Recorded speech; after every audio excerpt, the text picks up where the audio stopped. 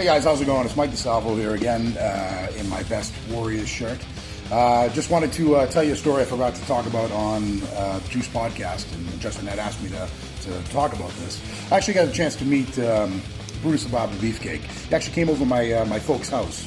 We had come down from Montreal, myself and my wife, and my kids. And he had shown up. My mother was friends with this woman whose daughter was married to him. This woman, Barbie. I don't think they're together anymore, but they had actually come over.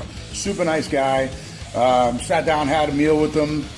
Big bastard, actually, and really cool guy. One thing I noticed, as most wrestlers, you can see they've had a pretty hard life, and he was definitely a guy that looked like he had gone through the ringer a few times, but fucking super cool dude.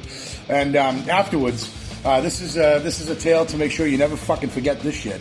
Afterwards, my wife was asleep. She wasn't feeling so well, so she was actually asleep by the time he shows up. So he's there, I don't know, a couple hours. My wife is asleep.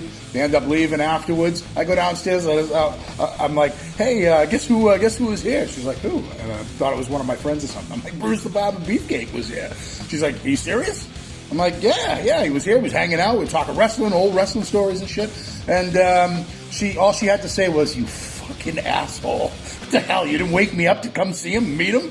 I was like, well, you were kind of, you weren't feeling well, and, you're kind of cranky. And she was like, you motherfucker. So make sure you always remember that if any fucking famous person shows up at your house, you fucking wake up your spouse and let them know.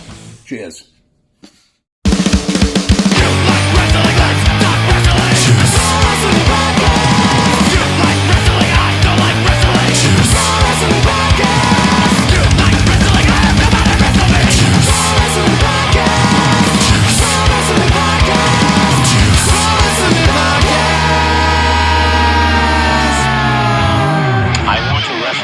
So freaking bad.